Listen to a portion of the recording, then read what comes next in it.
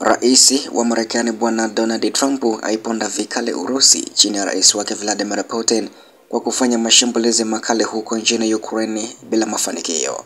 Karibu sana katika undani wa ripoti hii na kukumbusha kwamba unaweza kubonyeza neno subscribe kama bado hujafanya hivyo. Rais wa Marekani Bwana Donald Trump mnamo Septemba 25 kuamkia Septemba 26 siku ya leo amesema ya kuwa Urusi haijapata mafanikio yoyote katika eneo lolote wakati wa mashambulizi ya hivi karibuni na mashambulizi makubwa dhidi ya Ukraine, licha ya kutumia rasilimali nyingi na kupata hasara kubwa dhidi ya vikosi hivyo.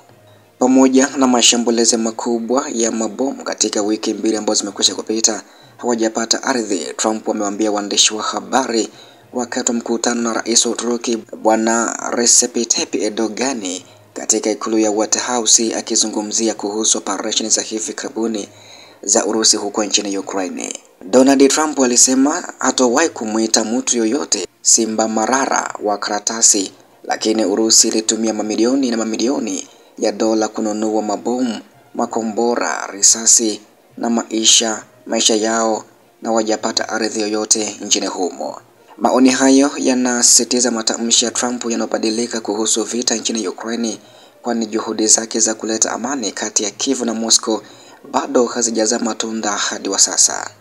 Trump amebainisha kuwa ni aibu ya kwamba Urusi inaendelea kuua watu wengi sana na kuongeza kuwa rais wa Urusi Vladimir Putin anafaa kuacha kabisa. Kwa sasa Urusi inashikilia takriban 20% ya eneo la Ukraine, ikiwa ni pamoja na Crimea na sehemu za eneo la Donbas zilizotekwa mwaka 2014, pamoja na maeneo mengi zaidi ya ardhi yaliyotekwa muda mfupi baada ya kuzuka kwa uvamizi kamili mapema 2022. Baadaye vikosi vya Urusi vimesonga mbele kwa kasi kubwa ya kuongezeka, na tangu mwezi Novemba 2022 vikosi vya Urusi vimekamata kilomita za mraba 5842 za eneo la Ukraine, ikiwa ni takriban 0.97 ya ardhi ya nchi. Kundi la ufuatiliaji la Deep State lilisema mwezi Agosti kuhusu taarifa hii. Majira ya kuchipua na majira ya kiangazi ya mwaka 2025 yalishuhudia Moscow ikianzisha mashambulizi mapya mashariki na kaskazini mashariki mwa Ukraine, yakilenga ngome kuu kama vile Pokrovsk huko mkoani Donetsk. Maoni ya rais wa Marekani Bwana Donald Trump kuhusu utendaji wa Urusi katika kioo cha vita yaliyotolewa mapema wiki hii, ambapo wakati akiongea na Erdogan, Trump amesema angependa Uturuki iache kabisa kununua mafuta ya Urusi, akirejelea wito wake wa awali kwa Ulaya kusitisha ununuzi wa nishati ya Urusi. Wakati huo pia Donald Trump amerudia kumsifu Erdogan wakati wa mkutano huo na kusema kiongozi huyo wa Uturuki anaweza kuwa na ushawishi mkubwa kwenye vita, kwani anaheshimiwa na Urusi na Ukraine.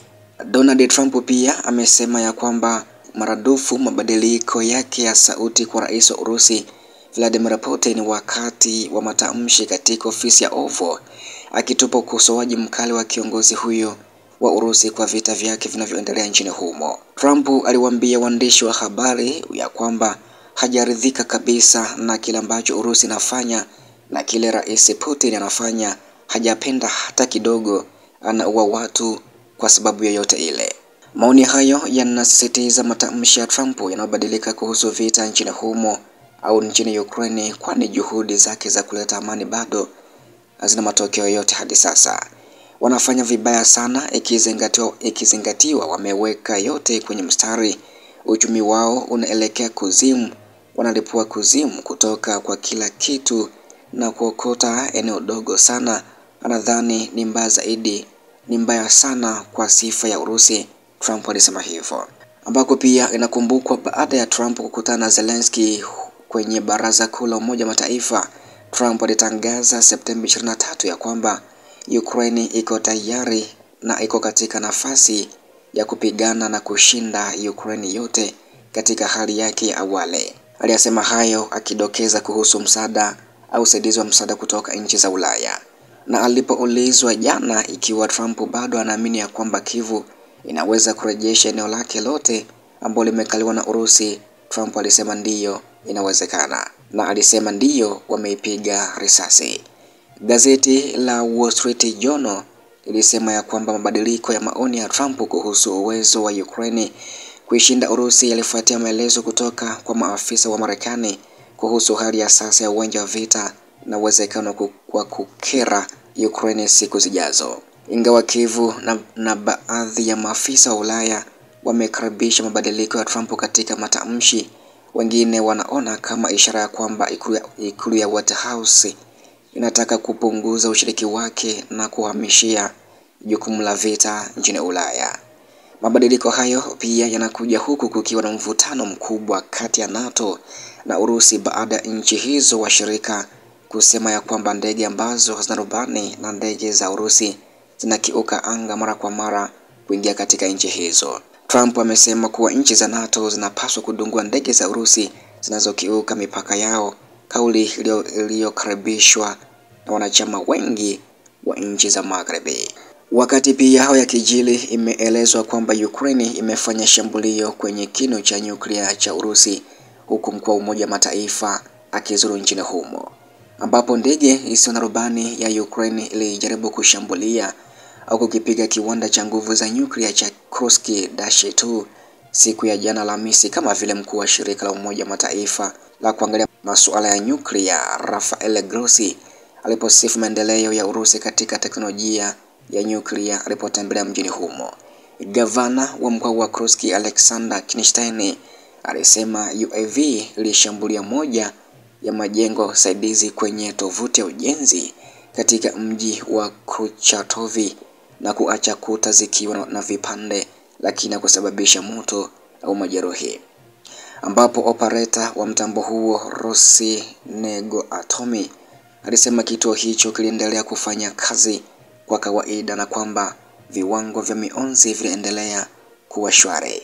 Shambulizi hilo lilikuja wakati mkurugenzi mkuu wa shirika la kimataifa la nishati ya atomiki Bwana Grossi alipohudhuria kongamano la kimataifa la atomiki likiangazia jukumu la Urusi kama mwanzilishi katika nyanja kama vile vinu vya nyuklia vinavyoelea, usafirishaji unaotumia nishati ya nyuklia na utafiti wa kuunganisha.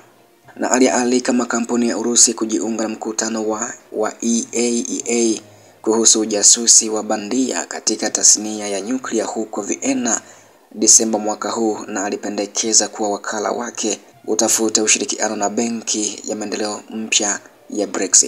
Baadaye siku hiyo, Grossi pia alikutana na rais wa Urusi Vladimir Putin huko mji mkuu wa Urusi Kremlin, ambapo wawili hao walijadili usalama wa nyuklia wa kimataifa na ushirikiano wa Urusi na IAEA.